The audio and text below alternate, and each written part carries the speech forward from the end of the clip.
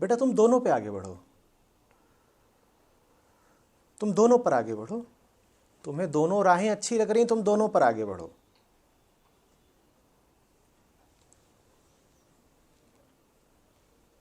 ये दो राहें हैं, तुम यहां खड़े हो, तुम्हें दोनों अच्छी लग रही हैं, तुम इस पर भी बढ़ो, तुम इस पर भी बढ़ो, तुम दोनों पर एक साथ आगे बढ़ते रहो।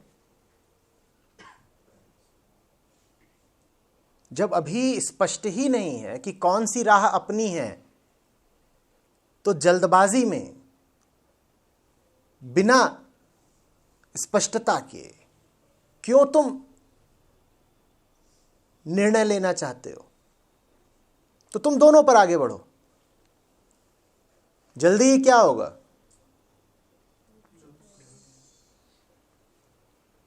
चुनना ही पड़ेगा, नहीं तो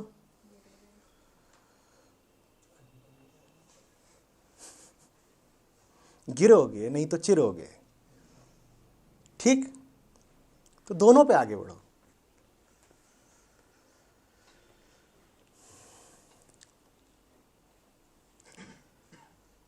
सत्य की पहचान ये है कि वो सुंदर से सुंदरतर होता जाता है। उसमें जितना गहरे जाओगे, उसमें जितनी जिज्ञासा करोगे, जितनी खुदाई करोगे, उसमें और हीरे माणिक मोती मिलेंगे, सौंदर्य बढ़ता जाएगा। तो इसीलिए सत्य का साधक अनंत साधना करता है, वो बढ़ता ही जाता है, बढ़ता ही जाता है आगे। इसलिए नहीं बढ़ता जाता कि नहीं मिला, इसलिए बढ़ता जाता है क्योंकि जो मिला वो उसे प्रेरित करता है और पाने को।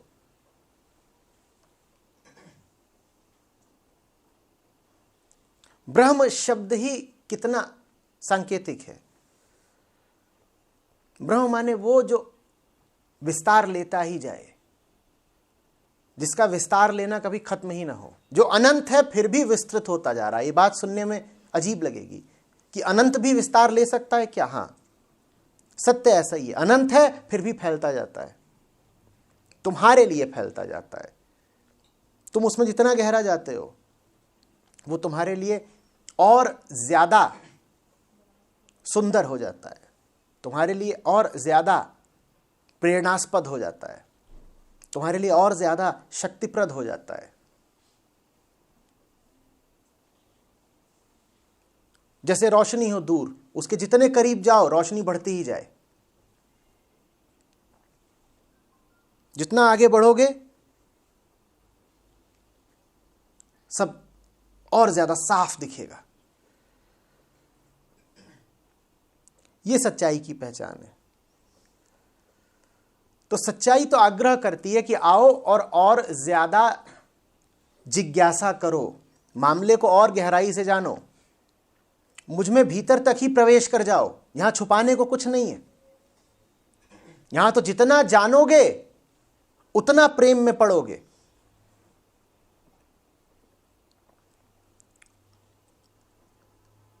झूठ का हिसाब दूसरा है। वहां सतह पर चीजें बहुत आकर्षक हैं। झूठ बोला था, आओ देखो, वो सतह पर ही तुमको वो दिखा देता है जो उसके पास सुंदर से सुंदर और ऊंचे से ऊंचा है। झूठ ऐसा है जैसे घर का बैठका, घर की बैठक, घर का ड्राइंग रूम कैसा होता है, और जैसे जैसे अंदर घुसते जाओगे वैसे वैसे मामला गंदा होता जाएगा। सच ऐसा है जैसे मंदिर का गर्भगृह। बहुत मंदिर मिलेंगे जिनमें बाहर गंदगी पड़ी होती है। बनारस चले जाओ, मंदिरों के बाहर गंदगी होगी, फिर भीतर आओगे पाओगे सफाई बढ़ रही है, और भीतर जाओगे पाओगे सफाई और बढ़ रही है, भीड़ छटती जा रही है, सौंदर्य भी बढ़ रहा है और एकांत भी बढ़ रहा है। और जब सीधे गर्भगृह में ही पहुंच जाओगे तो वहां पाओगे कि तुम अकेले हो, तुम अकेले हो और पूर्ण निर्मलता है। सच्चाई ऐसी है जिसमें जितना गहरे जाते हो सफाई और कैवल्य उतना बढ़ता है। और झूठ ऐसा जैसे किसी गृहस्थ का घर, बाहर बाहर से साफ, बैठक साफ है और भीतर घुसते जाओ, और कहीं अगर तुम भंडार स्टोर तक पहुंच गए तब तो पूछो ही मत। गंदगी बढ़ती जाएगी। तो तुम दोनों की जिज्ञासा करो, तुम दोनों ही रास्तों पर आगे बढ़ो। एक रास्ते पर जितना आगे बढ़ोगे प्रेम तुम्हें उतना पकड़ेगा, और दूसरे रास्ते पर जितना आगे बढ़ोगे तुम्हारे भीतर उतनी जुगुप्सा उठेगी, एक बिंदु पर आकर उल्टी आने लगेगी, वमन कर दोगे, घृणा सी उठेगी कि ये क्या रास्ता है। सतह सतह देखी थी तब तक तो ये स्वीकार्य था, बाहर बाहर से देखते थे, ऊपर ऊपर से देखते थे, खाल भर देखते थे, बैठक भर देखते थे, तब तक तो लगता था ठीक है, साफ सफाई है। लेकिन जैसे जैसे गहरे अन्वेषण करते जा रहे हैं, जैसे जैसे मामले की तह तक पहुंचते जा रहे हैं, वैसे वैसे पता चल रहा है कि यहां तो बड़ी दुर्गंध है, बड़ा कचरा, बड़ी बदबू। बात समझ में आ रही?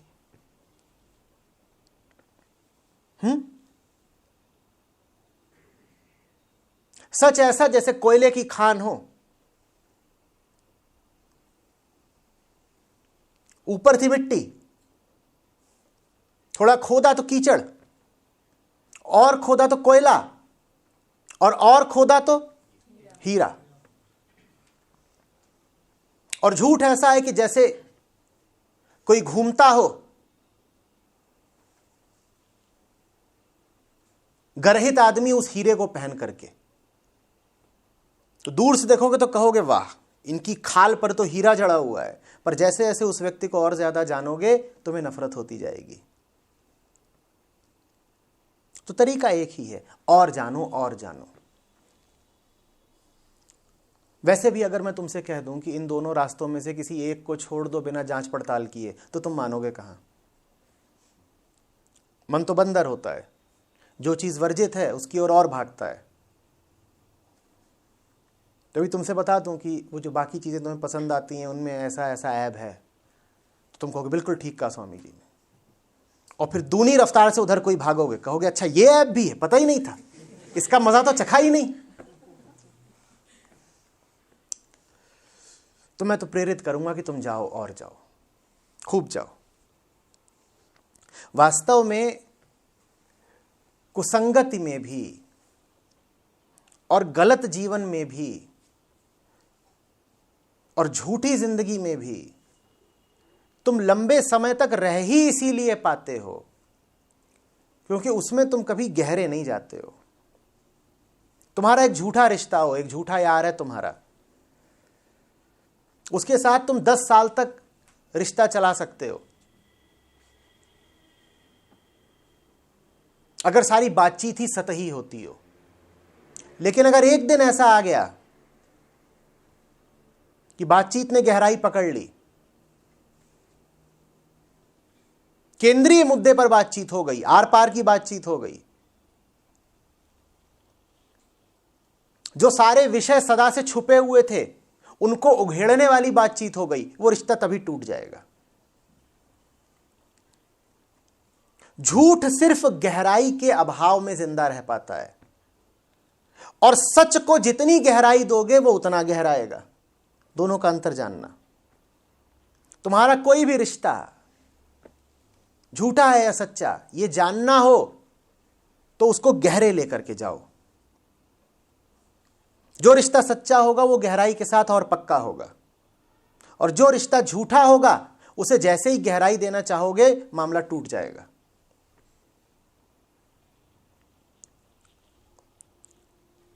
सच को सतह चाहिए और झूठ, सच को गहराई चाहिए और झूठ को मात्र सतह। यहीं से भेद कर लेना।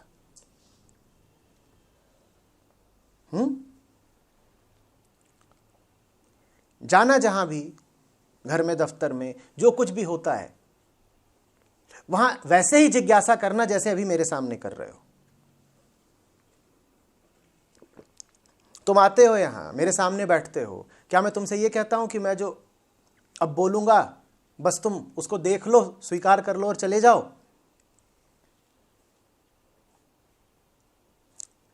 यहां जो होता है वो चीज ही खतरनाक है। तुम मुझे तलवार की धार पे चलाते हो, मुझे पता ही नहीं तुम क्या पूछोगे, ले हो। जैसे कोई विद्यार्थी हो और हर रोज 2 बार उसको परीक्षा देनी पड़ती हो, पाठ्यक्रम का कुछ पता ही नहीं, और प्रश्न पत्र के निर्धाता का भी कुछ पता ही नहीं, कोई भी आकर के सवाल दाग सकता है और उस विद्यार्थी को जवाब देना पड़ेगा। बहुत सज्जन तो अपना नाम ही नहीं लिखते हो, कहते हैं नाम नहीं बताएंगे, पर जो सवाल लिखा है जवाब दो। और यह भी नहीं कि एक बार जवाब दे दिया तो निवृत्त हो गए,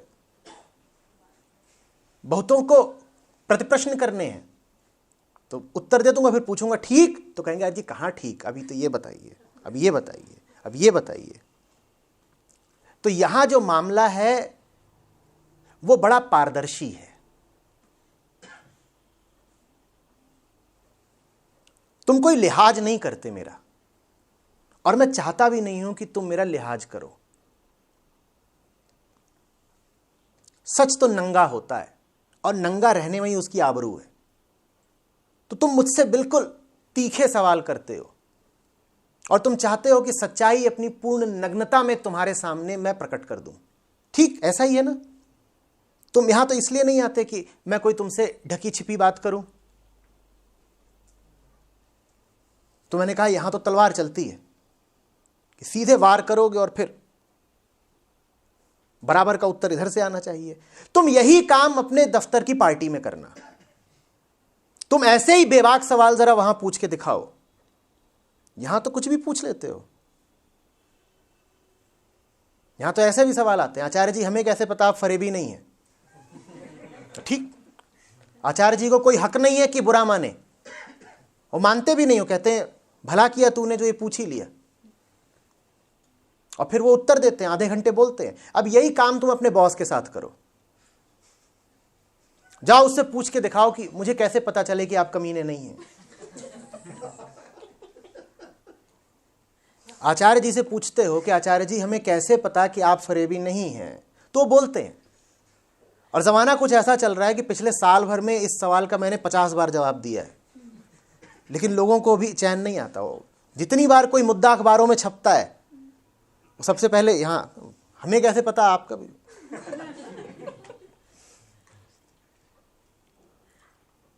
और कोई वॉलंटियर, आचार्य जी का कोई शिष्य, कोई प्रेमी ऐसे सवाल पूछने वाले का मुंह नहीं बंद कर देता, ना उसकी बाह पकड़ के बाहर कर देता है कि तुम ऐसे अपमानजनक सवाल क्यों पूछ रहे हो। यहां तो प्रेरित किया जाता है कि और गहरे जाओ, और ईमानदार सवाल पूछो, और तीखे सवाल पूछो। हम कुछ छुपाना ही नहीं चाहते, जो भी पूछना है पूछो, क्या पूछना है। ठीक, यहां गहराई को सम्मान दिया जा रहा है, तुम्हें और गहरे जाने के लिए प्रेरित किया जा रहा है। जाओ अब यही काम अपने रिश्तेदारों के साथ करो।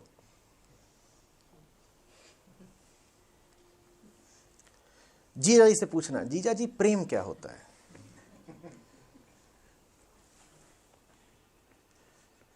पूछना।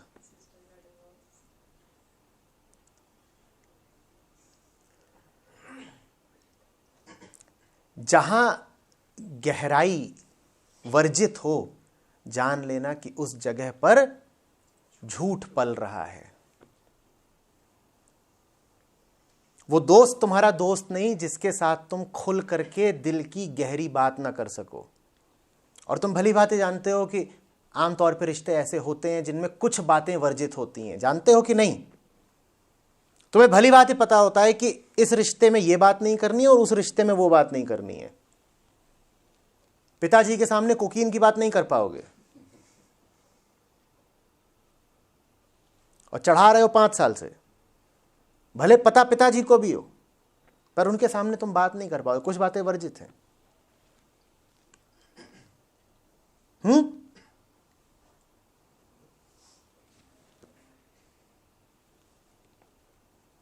गर्लफ्रेंड के सामने ये नहीं बोल पाओगे कि वो जो दूसरी लड़की है ना, वो प्रिया, वो राधा, वो भी बड़ी अच्छी है, उससे बात करना, उसके साथ समय गुजारना अच्छा लगता है मुझको।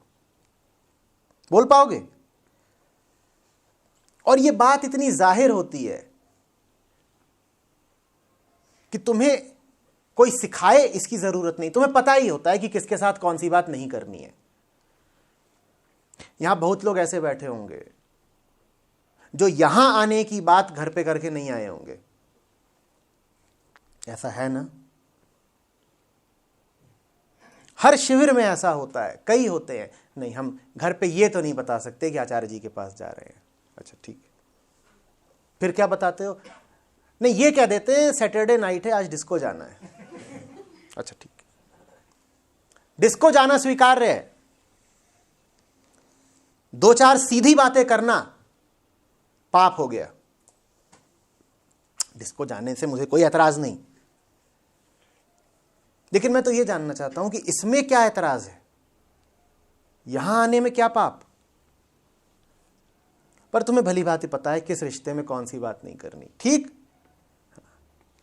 जिस रिश्ते में तुम जो बात नहीं कर सकते वही बात उस रिश्ते की सीमा तय कर देती है। यह बात अच्छे से समझ लो। जिस जगह पर जो काम तुम नहीं कर सकते वो काम उस जगह की सीमा तय कर देता है। और काम से मेरा अर्थ यह नहीं है कि तुम वहां पे कोई गर्हित कृत्य करो, मैं गहराई की बात कर रहा हूं। जब कोई ऐसा मिल जाए जिसके सामने सब कुछ कह सको, जब कोई ऐसा मिल जाए जिसके सामने मन पूरा ही खोल सको, जिसके सामने अपनी हस्ती को पूरी तरह अनावृत कर सको, सारे ही पर्दे उतार दो, पूरे नग्न हो जाओ, तब समझना कि राधा को कृष्ण मिल गया।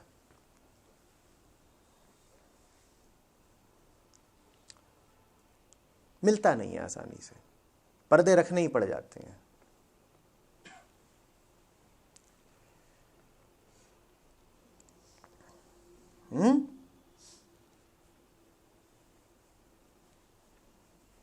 क्या बातें कहां नहीं बोलनी है, ये बात कभी तुम्हें छाप के नहीं दी जाती, लिख के नहीं दी जाती, पर पता चल जाता है। चल जाता है कि नहीं कि यहां पे ये वाली बात मत बोल देना। कोई बात ऐसी भी है जो यहां नहीं बोल सकते, मैं आमंत्रित कर रहा हूं सबको, जो बोलना हो बोलो। हाँ बकवास बोलोगे तो मारूंगा जरूर, पर जो बोलना हो बोलो। बोलना तुम्हारा हक है, मैं बोलने पर पाबंदी नहीं लगा सकता। हाँ तुम्हारे बोलने के बाद मुझे क्या करना है वो मेरा हक है।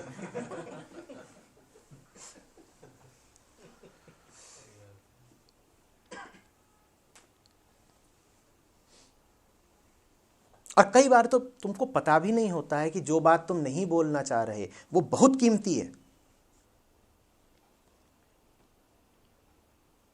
जो बात तुम छुपाए बैठे हो वही बात सत्संग में जाहिर कर देनी चाहिए।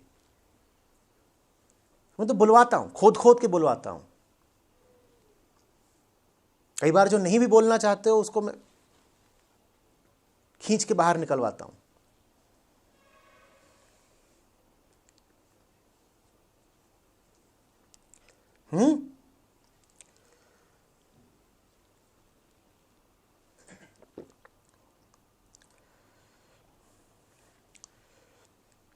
जो रुख यहां रखते हो, कृपा करना कि वही रुख तुम उन दूसरी जगहों पर भी रखो जहां तुम कहते हो कि तुम्हें मजा आता है।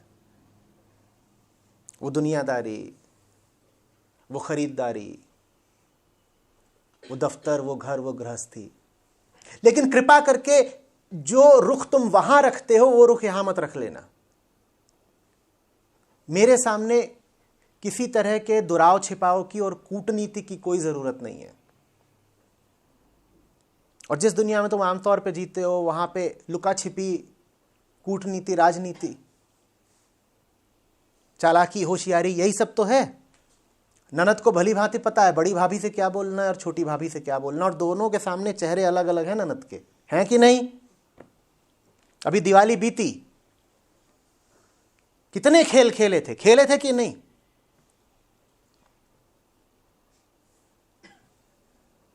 वो खेल मैं विनती कर रहा हूं मेरे सामने मत खेल देना। और यहां जैसे हो ईमानदार, खुले, मैं उम्मीद कर रहा हूं, वैसे ही तुम प्रयोग करना वहां हो करके।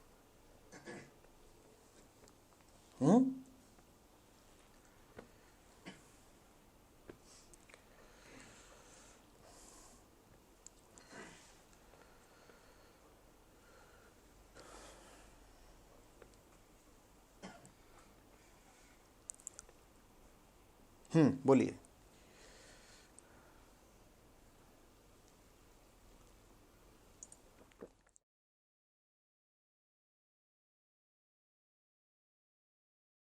इतने यदि सच्चे हो जाओगे तो सवाल नहीं पूछोगे, समझना। बेईमान आदमी के साथ दो चीजें होंगी। पहली बात तो वो ईमानदारी का सवाल पूछने से घबराएगा, और दूसरी बात, ईमानदारी का सवाल पूछने के बाद जो प्रतिक्रिया होगी उस प्रतिक्रिया को झेलने के काबिल नहीं होगा।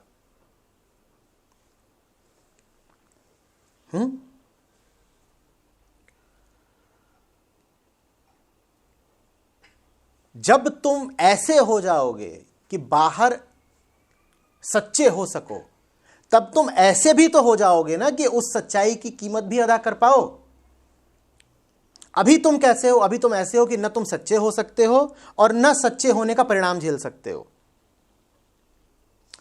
अभी तुम ऐसे हो कि न तो तुम सच्चे हो सकते हो और न ये तुम्हारी कल्पना में आएगा कि सच्चे होने का परिणाम भी मैं झेल पाऊंगा। लेकिन जो सच्चा हो जाता है उसे सच्चाई का अंजाम झेलने की ताकत भी तुरंत और खुद ब खुद मिल जाती है। तो तुम्हारा प्रश्न व्यर्थ है।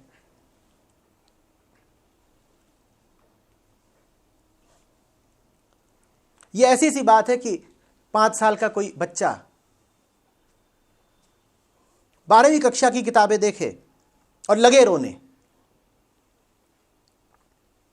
और क्या कह रहा है रोते रोते? ये कैसे पढ़ूंगा, मैं इन्हें कैसे पढ़ूंगा, बोर्ड कैसे पास करूंगा।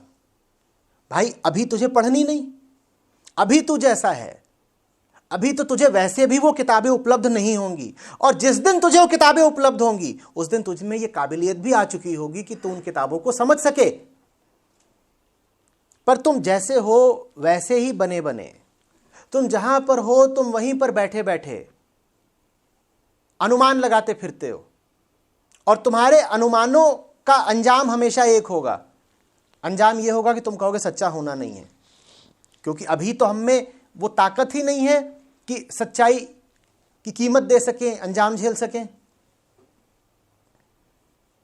तुम भूल जाते हो कि तुम्हें वो ताकत खुद सच्चाई देती है जब तुम उसके सामने झुक जाते हो। इसी को कहते हैं निष्काम कर्म। तुम ये सोचो ही मत कि अंजाम क्या होगा। सही काम अपना अंजाम खुद होता है।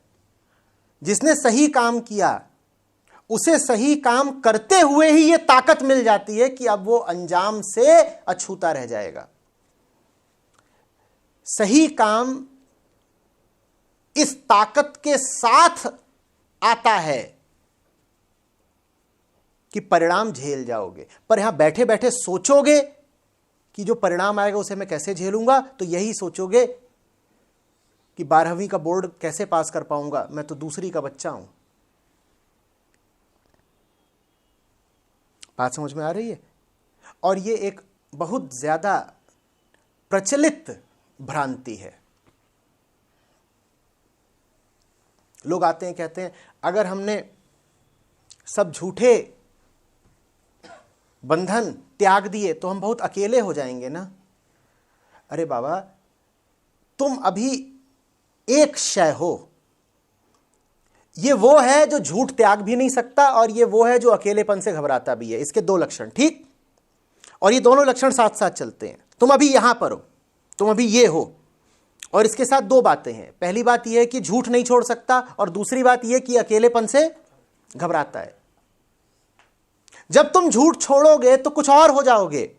ये कौन है जो झूठ छोड़ भी सकता है और अकेलेपन से घबराता भी नहीं है? पर तुम ये रहते हुए इसकी कल्पना कर रहे हो और समझ ही नहीं रहे हो कि ये नहीं है। भीतर से एक समग्र परिवर्तन होता है। ये कोई दूसरा व्यक्ति था, ये कोई दूसरा व्यक्ति हो जाना है।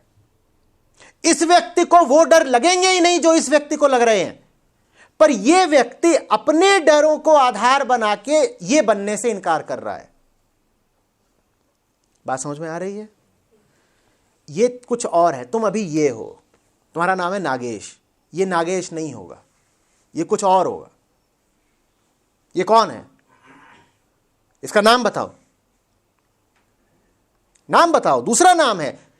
इसीलिए अध्यात्म में परंपरा रही है कि जो लोग दीक्षित हो जाते हैं उनके नाम ही बदल दिए जाते हैं, क्योंकि वास्तव में वो व्यक्ति ही दूसरा हो गया। पुराना नाम वो क्यों रखे? ये नागेश था, ये कुछ और हो जाएगा। इसका क्या नाम है? ये इंद्रेश हो गया। ठीक? नागेश के क्या गुण थे?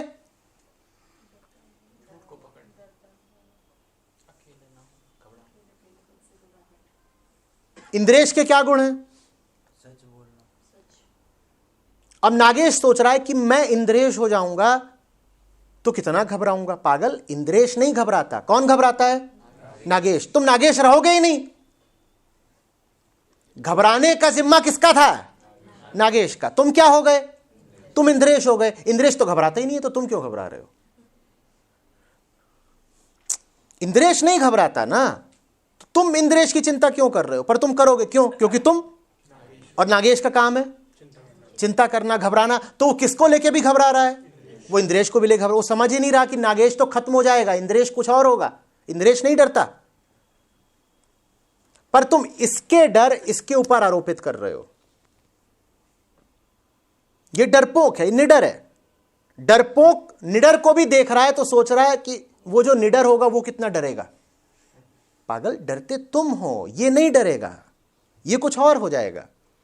लेकिन अब समझना कि ये बैठे बैठे इसका अनुमान क्यों लगाता है, इसकी कल्पना क्यों करता है।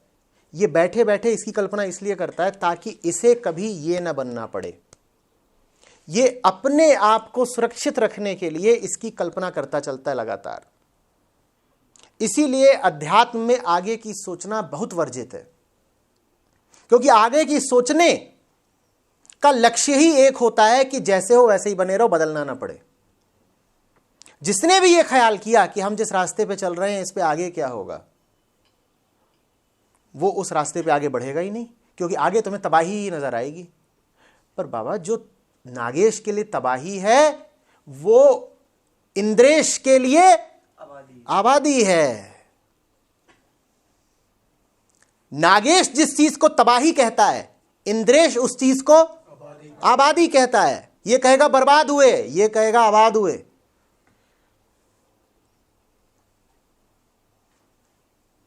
और जब वो दिन आएगा तब होगा कौन कहने के लिए? इंद्रेश। तो हमें किसकी सुननी चाहिए? इंद्रेश की। जब वो दिन आएगा तब नागेश तो होगा ही नहीं। तो नागेश उस दिन की बात क्यों कर रहा है? इसलिए ताकि नागेश को इंद्रेश न बनना पड़े। और कोई नहीं होता ऐसा जो ये ना सोचे कि अरे फिर क्या होगा। माँ बाप बच्चों से बार बार कहते हैं तू जैसा हुआ जा रहा है, सोच इसमें आगे क्या होगा।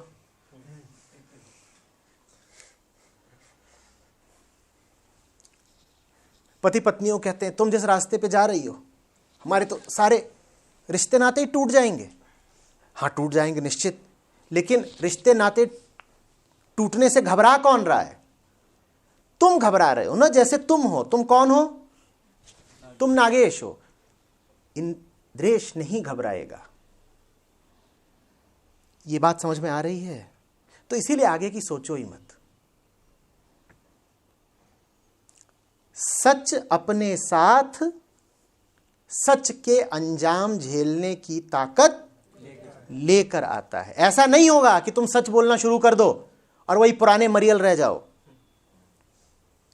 अगर तुम पुराने मरियल हो तो तुम्हारे मुंह से सच निकलेगा ही नहीं।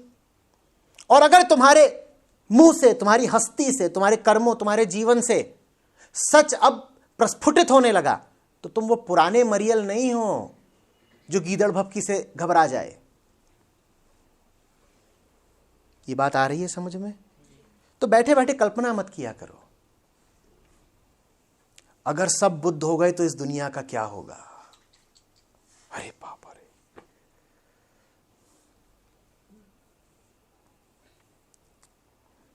तुम्हें ये मंजूर है कि सब बेहोश हैं, तब तुम नहीं कहते कि सब इतने बेहोश हैं, इस दुनिया का क्या होगा।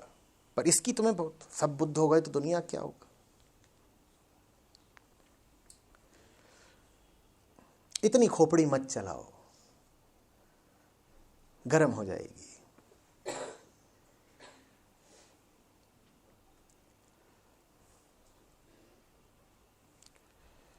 जो सही है वो करो, अंजाम की परवाह मत करो। सही काम करना सही अंजाम की गारंटी है। हां, अंजाम की सोचोगे तो सही काम कभी नहीं करोगे।